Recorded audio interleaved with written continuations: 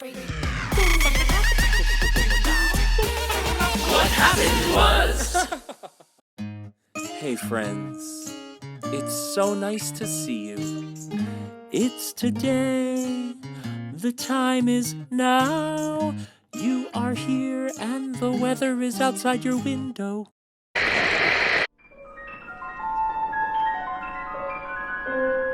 Hailing from the rural hills of Maroontown in the parish of St. James, Jamaica, today's guest is a virtuosic pianist and phenomenal composer whose compositions have been performed all over the world.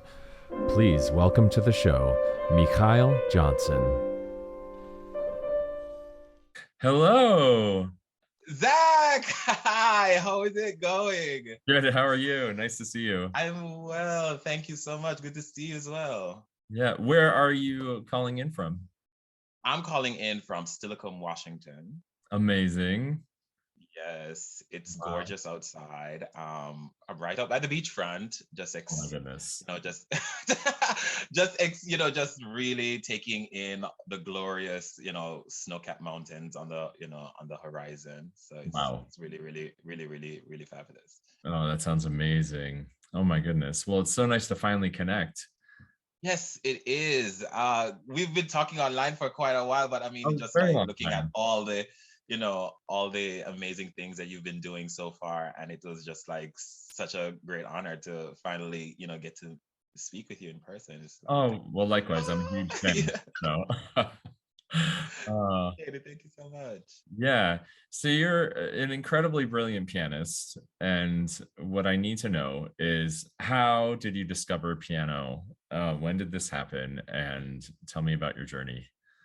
I have a feeling that piano discovered me. Oh, Um, because well, the whole idea with the classical music thing, my mom told me the story that she normally listened to this TV station on like Sunday afternoons while she was working in the house, just cleaning up, getting ready for the week. And this particular week she was just not having it. She was like, I want to listen to something else. And little did she know that when she changed the station, I started to cry, and she over time discovered that that was actually I like classical music because of that. And so she took piano lessons so that she could have me around the instrument. wow. And so it was through that I was able to, gain a love for not only just classical music but also for piano. And I think by age 6, I got my first keyboard, and I was playing for churches by age 10. Oh my goodness. Um, and so during that time it was just like, a kind of like never ending, evolution of my craft as a musician. And a lot of it was self-taught in the very beginning. Wow. Hearing pieces and kind of picking it up by ear, because we had to do that in church for choirs. But Right. then it's like, oh, I want to learn these classical pieces, so I'm hearing stuff like Furley's and Beethoven's Moonlight Sonata, and I'd have my ears glued to like the stereo speakers trying to figure out what the chords are, and so on. And eventually I was like, I'm tired of that, I need to learn to read music. And it was through learning a recorder in elementary school that I actually got a little semblance of what it's like to read music, but not in terms of the piano respect. Yeah. But it's been a very, very long journey. A lot of it has been a lot of ups and downs, because the resources in Jamaica at the time just was not classical focus, especially where I lived, which was in Montego Bay. Well, I lived in Maroon Town in the mountains, but that's in Montego Bay, St. James. But if you weren't in Kingston, which was basically the hub for classical music, then you never really had that access. But thankfully, we had a really amazing band program at Herbert Morrison High School. So that was where I kind of like threw a lot of my energy in just grabbing a lot that I could, and really bridging the gap, so to speak. So I mean, it's really a very long story, but I think it's one that I don't think I would do any differently, because I see that now. I had a mindset of what my career was supposed to look like. Oh, it was supposed to be, I was supposed to enter competitions and be a concert pianist and that. And I was even more frustrated because I was like seeing 10-year-olds and 15-year-olds having careers. And I was like 19, 20 at the time. And I was like, okay, I guess forget about that.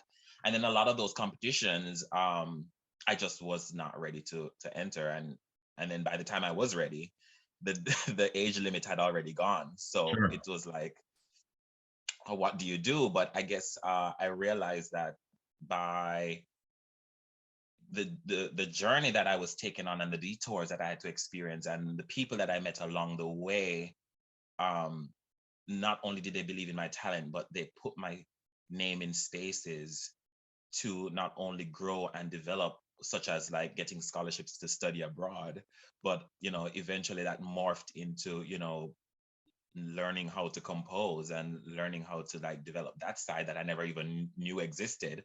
Wow. It was there just to fulfill a requirement before, but then it eventually blossomed into something that I was like, oh, I really actually like this process of creating stuff as much as learning other people's works. And Sure. so just the idea of being open Yeah. to those detours had really now put me on a trajectory in which right now I'm living the dream. Wow. And it's like I would have never thought that my career would actually pan out this way.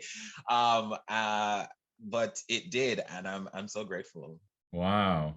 So, in my understanding that your mom took piano lessons just in order to expose you to piano before you even took lessons yourself. Yeah. That's so beautiful. And then you're working by the age of 10 as a church musician, Yeah. uh, So primarily. that was primarily and again, remember the idea of having people by your side. There was this one lady who I looked up to at church, and she was this lady of a particular age at the organ, just playing the utmost.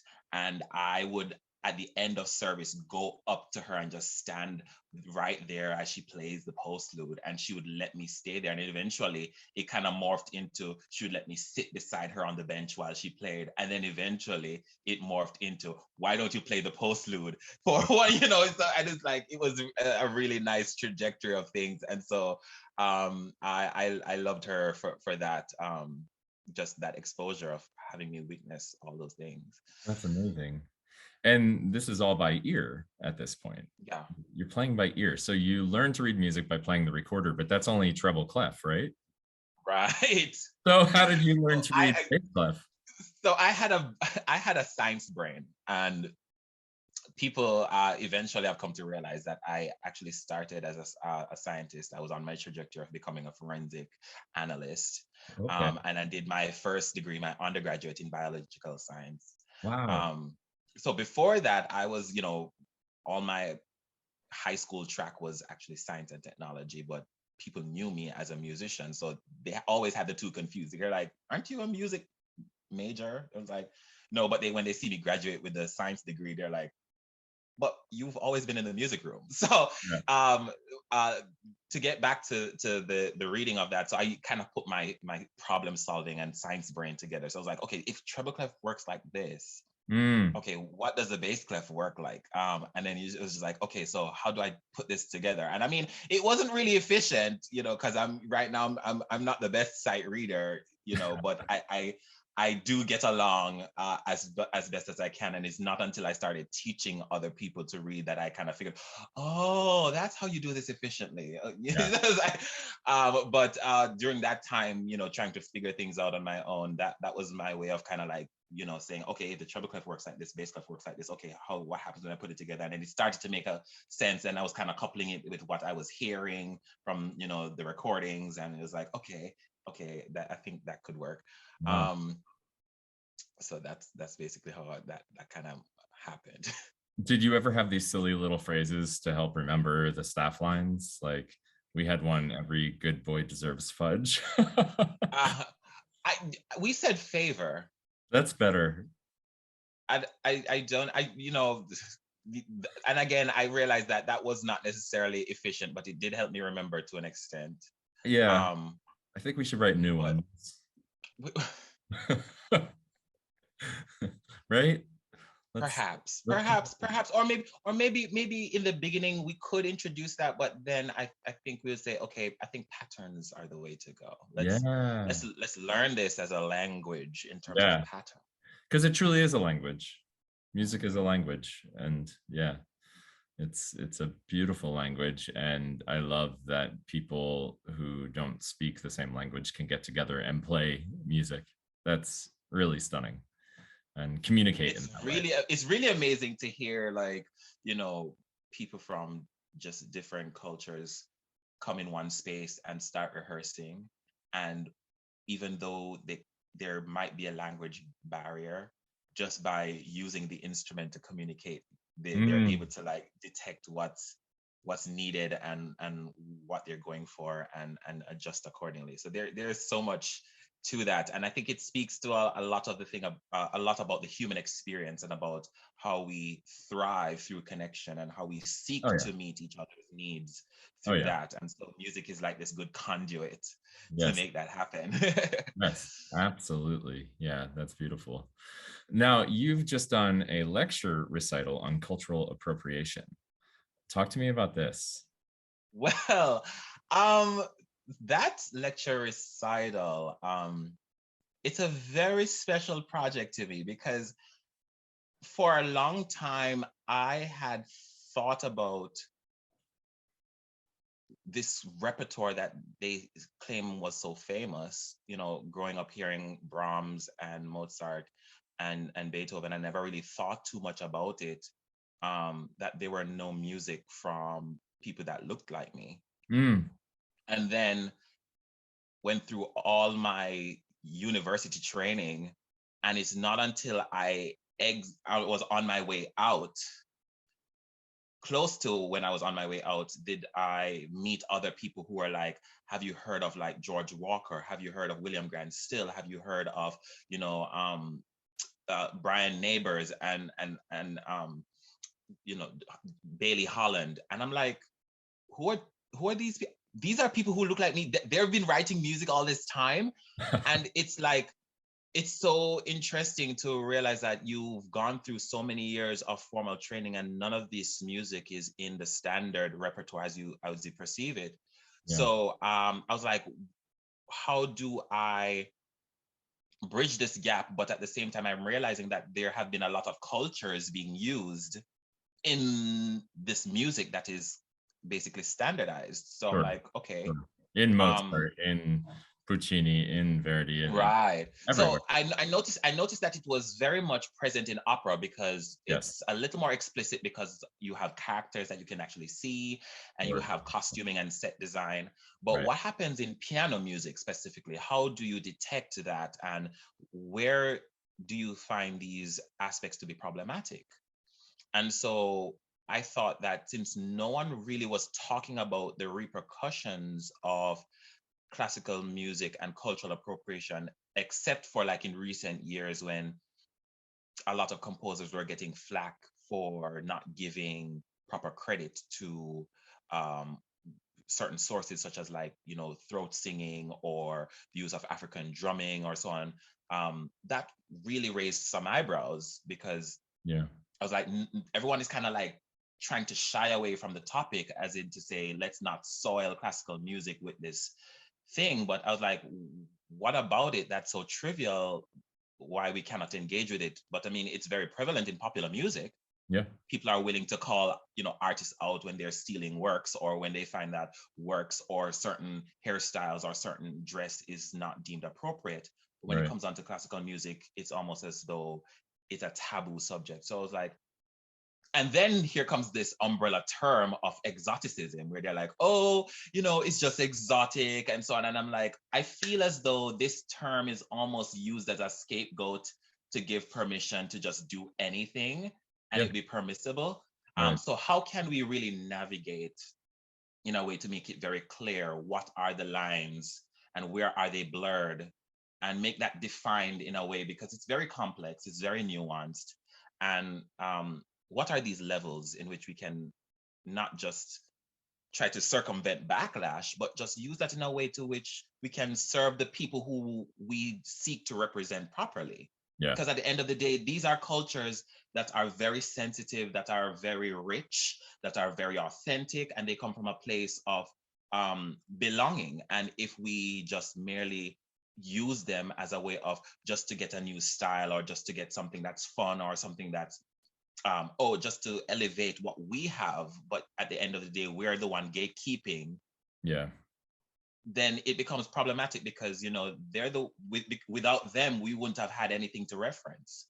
Mhm. And so we should really take the time out to respect that and do it in a way that promotes and not diminishes the value of what they have brought to the table. So I decided to see what ways in which I could make that very clear. And in also talking about not just the problems, but what are viable solutions to go around that moving forward. Because again, we can't change the past. These pieces have been in the canon for 300, 400 going on years. And so how can we really right the wrong? There's always an opportunity to rectify in the now. Yeah. And Well, so how can we, and what are those solutions? What do you think? a lot of that has to do with um, giving the people of that culture the platform to express, Mm. because I realize that a lot of their years have been using their voice to debunk misinformation Mm. because of the damage that we've caused, Wow. right? And so the energy that they could have used to be like, hey, this is what's special about our culture, they're like, oh, this is not us, this is not what we do, this is not, and it's like, you'll realize that a certain style from a culture is multifaceted. There's several things that contribute to that design, and Mhm. people will just take one thing and just use it and say, oh, I think this sounds exotic enough, and then they label it as something to say, this is what it is. When, for example, someone used there was this orchestral piece where someone used like a dulcimer thing, and they call it Bali, Yeah. right? Right. I'm like, is that all Bali is really? There are more things to that. And what research have you done? Have you consulted the people from the country? Have you consulted composers of the culture? People who are telling the native stories, doing the native dances, doing the native instrumentations? Have you Mhm. consulted them to say if this is correct? And by giving them opportunities and paying them appropriately for their services, not only allows them to financially support the culture, but also really gives proper due respect to what they have to offer. So you're bringing in them for lecture recitals, you're bringing in them to say, oh, this was the person who helped me to, create this piece, and I would want them to talk about their culture and what it means to them and what it represents. That gives them a platform Yeah. to be like, this is what is so great about us. In addition to that, commissioning people of the culture to create Yeah. works. That's the one, I think, right?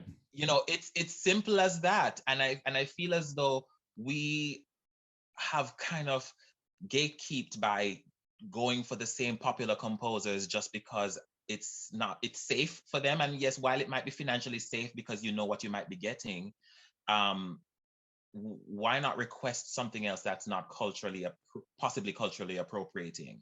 Right. Don't ask someone who is of European descent to be writing African, you know nuanced works, No. um if they haven't been living in the culture for quite some time to be able to engage with that. Not saying it's not possible, and not saying that they aren't allowed to do that, but they should do that with proper consultation surrounding them, just as how you would have the libretto and they have the directors and so on consulting with each other to create an opera that would work on stage. Yeah. This collaborative effort should actually go on to more cultural things. Right. Um, but I know it's kind of long and winded, and you could see there's so No. many things to delve into, and it's very nuanced, but it's very important because at the end of the day, we want to be respected, and we want music to thrive and have longevity. And for that to happen, especially when we're infusing other cultures, because again, music does not evolve if there aren't any form of cross pollination. Right. Let's Right. make that very clear. Music Yeah. never evolves if there's never any form of cross referencing from something other than ourselves. And so, Mhm. this idea of human connection is not just about serving ourselves, but also preserving and perpetuating cultural heritage that has been around for, for decades. And so it can't just be about the European norms, No. because, it's almost bordering on the idea that tradition is all that we have. Mm. And that is not true, especially when it comes onto the classical music industry. They feel like tradition is all that we have. That's not the case. But when we are able to open up the doors to Indian culture, to African culture, to Asian culture, to Middle Eastern culture, and bring those in a way that presents them in a good light.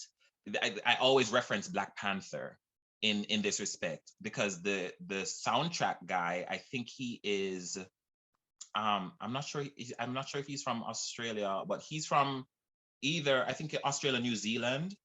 And I think he went to the continent for 6 months and got African drummers and singers from the continent, recorded them playing the instruments and infused them into his orchestral soundtrack.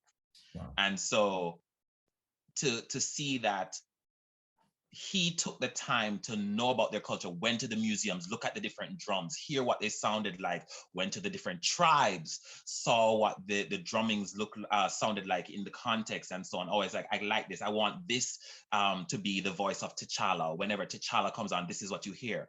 But it goes beyond that, because when it goes on the big screen and when you hear the music and people are able to identify themselves in what they're hearing.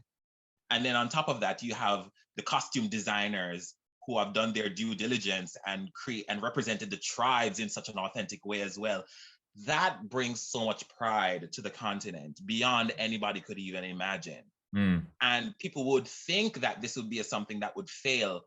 But this is when people see that they have been done correctly. They have been represented on such a high level that they're like, everybody needs to come see this. Oh, yeah.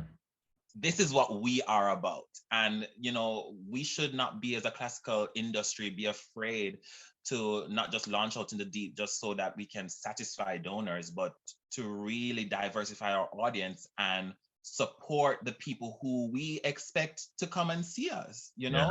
and do that in an authentic way, in a way that, so again, cultural appropriation is not just about, again, circumventing backlash, but Yes. This is supposed to represent bringing people together. And if we talk about music being a universal language, then we have to do this properly. Yeah, it's not about how can we do this and not get in trouble. It's about how to Right. build bridges. And Yes, yeah, indeed. it's very, very important. Well, you sure hit the nail on the head with satisfying donors. That's a really tough topic. And, in opera, as you mentioned, because it is a visual art form, it's a wide open wound in this topic right now, and one that is nowhere near healed, and something I think the entire industry has had to reckon with the last 2 years as we've been on pause, because people have. And that's unfortunate. Why does the reckoning have to happen when we are forced to confront it? You see what I'm saying? Yeah. And again, it's because it's this wheel that keeps turning, because before you know it, they have to be thinking about 2 seasons in advance. Yeah.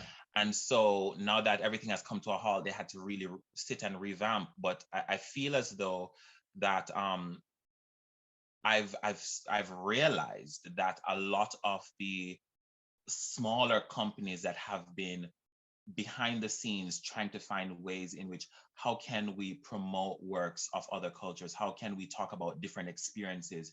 I realized that they, during the pandemic times, managed to be thriving and sustaining themselves, because when the audience saw themselves represented on a consistent basis through the concert seasons, when the company hit hard times, they were like, well, we'll now support you because we've seen the work that you've done. Wow. Whereas people had been thriving on the donations that they've made and so on. And so everything has just been kind of like going fine. And they were like, okay, well, we'll figure that out when we get to that bridge, we'll cross it. But then when we came to a halt, and everything just kind of like fell by the wayside. And now they're like, oh, can you help us? Can you help us? And then people are just like, well, wait a minute, it's been, I mean, I came to this opera, but it really wasn't about me per se. And so, I mean, it was great, but I don't see me putting my money in something where I really haven't been represented, so to speak. But I mean, like, I enjoy the productions, they were great, but Sure. I don't feel compelled to give my money at this time, especially when it's really, kind of hitting hard times. Yeah. And so you start to see this this weighing of the balance where, was it really worth it in the end? So we have to be very diligent and realize that, it goes beyond us, and it goes beyond corporation, and it goes beyond just satisfying one thing. We have to really develop a delicate balance and ensure that what we're doing in a way that serves the community, because at the end of the day, you expect an audience to show up. Yeah. And Yes. And that is what nonprofit organizations are supposed to do, is to serve the community, right? All the community. all the community. Yes. Yeah. And again, not saying it's not possible to right the wrong, but I feel as though we've been caught in the wheel again, like a hamster, in the sense that it's working now, so let's just keep doing this. But it becomes even harder to change. But if you really push against the grain and change little by little, but it's like we're waiting to see consistency. And I see, if even a small change, but we're seeing it consistently, people will show up. Yeah. And we'll start to see that, they're like, they did this production last time. They did this production last time. Oh, they did this. And then when they start seeing the patterns, because people might not see things in linear form, but in hindsight, when they start recollecting ideas, they'll start to see that, they've been doing the things behind, they've been doing the work. Yeah. And then, eventually they'll be like, hey, I think you should go check out this production, or I think you should go check out this opera company, or I think you should go check out this artist, because they've been well represented. So let's continue to do the work. Let's continue to be intentional. Yeah. Love it. Continue to do the work. Be intentional. Yeah. And specifics are incredibly important, not just kind of, broad strokes. You see these statements put out, and everyone's hiring a diversity officer now, which is great, but don't put up a facade. Do the work. Yeah. Do the work. Yeah. Amazing. Well, can I ask you some silly questions? Sure. Yes. Let's do this. All right. You ready? All right. Let's go. Okay. What is your zodiac sign? A Virgo. Virgo. Coffee or tea? Tea. Beach or mountains? Ooh. I know. You know what? Let me just say beach for now. Okay. All right. I love them both. What's your dream vacation spot? Dream vacation spot. Tuscany. Oh, yeah. Gorgeous. Yeah. Okay. You can have a weekend away with any 3 people who have ever lived. Who are they? Alfred Brendel.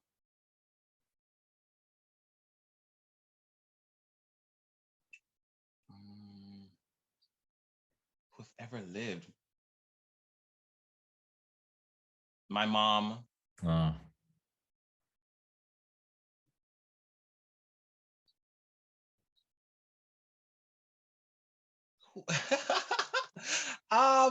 That one is hard though. It's hard.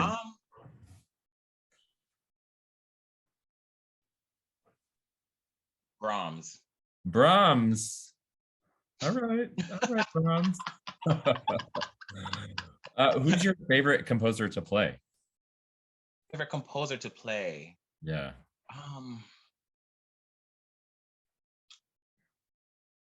Lily Boulanger. I really love her works. My favorite composer to play, yeah, I definitely say Debussy or Lily Boulanger. I love that. Oh yes, fabulous. Okay, you've been commissioned by any opera company you want, or all of them, to write a new opera. What is the story? Oh wow. Now I don't like this. I don't like this is a setup. It's a setup. This is a setup. Okay. So that's hard. I don't know what I would, I feel I actually like this story. The playwright Gaslight. What's his name? I don't remember the name of the playwright, but then it's called Gaslight. Okay. And this is actually the premise on which the whole term gaslighting came from. Oh wow. And so what happens is this couple was living in a house, and the husband would always be letting his wife feel as though she was actually going crazy, because she would express her thoughts about certain things being, not correct or so on, and he would actually leave and go to work, and of course their house had been candlelit, and each time he would dim the lights lower and lower. Oh. And she would possibly notice, and he would actually tell her that she's like imagining things. Wow. And it was I think I'm kind of messing up the storyline, but that's the premise of that. Each time he would dim the lights, it would get dimmer and dimmer each night. Yeah. And so eventually she was like, ask him about it, like what's up with the lights, like why they're like so low. It's like, oh, you're imagining things, oh, it's not no big deal, blah blah blah. And of course he would, like, when he would leave for work, he was actually going upstairs, I think, and then she would hear these sounds of like footsteps upstairs, and she was like wondering what's going on. I don't know, it was really a very interesting storyline, and I think I would really want to do an opera on that. But it also is a really good premise to bring awareness to this kind of psychological behavior through opera. I mean, which it sounds like I thought would be really cool. Yeah. That'd be really cool. I can't wait to be there at the premiere. Or you can cast me if you want. I'll happily be in it. Yes, that'd be great. Yeah. Okay. Great. Done. Okay. Here's a tough one. As if that one wasn't tough. You can go back in time to any moment in your life and tell your younger self in that moment one thing.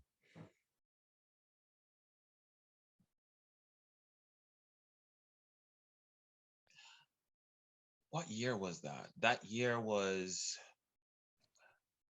it was like my second year of college when I was doing my bachelor's degree. Pause 1 second. Hold on.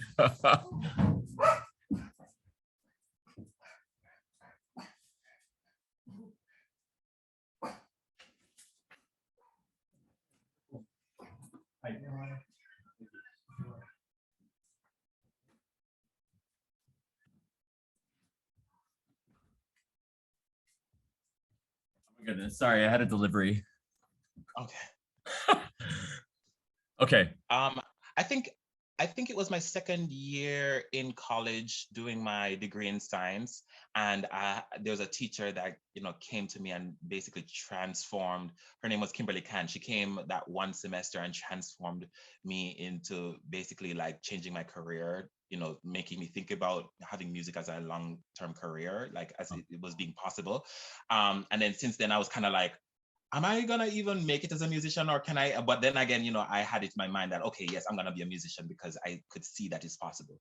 I think during that time, I was still caught up in my head about a path, or and anyway, what I would tell myself is, be kind, work hard, you'll still make it. And I mean, I guess I figured that out along the way, because I mean, look at where I am now.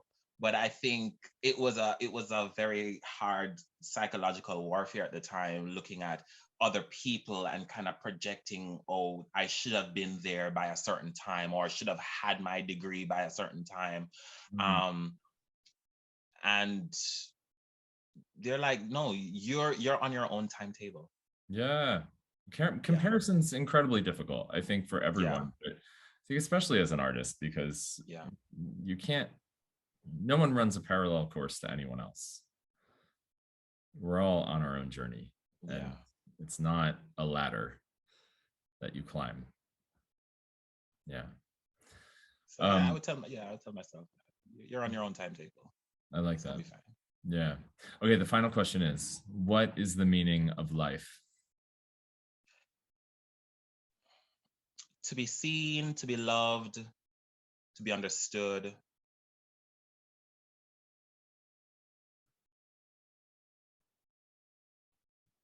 To be embraced, to be free to express your true authentic self. Mm, gorgeous. Well, thank you so much for coming on. This has been so fun to finally talk. It's been such an honor, Zachary. You have no idea. Oh. Thank you so much for having me. Yeah, last. And I'll look forward to talking to you again soon. Yes, indeed.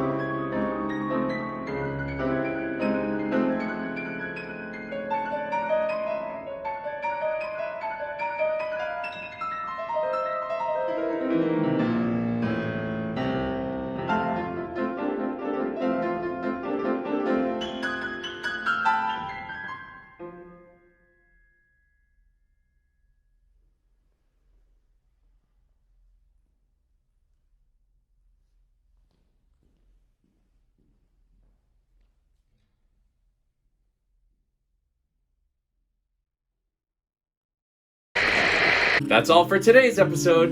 Thanks for joining us. Puppies and rainbows till we meet again.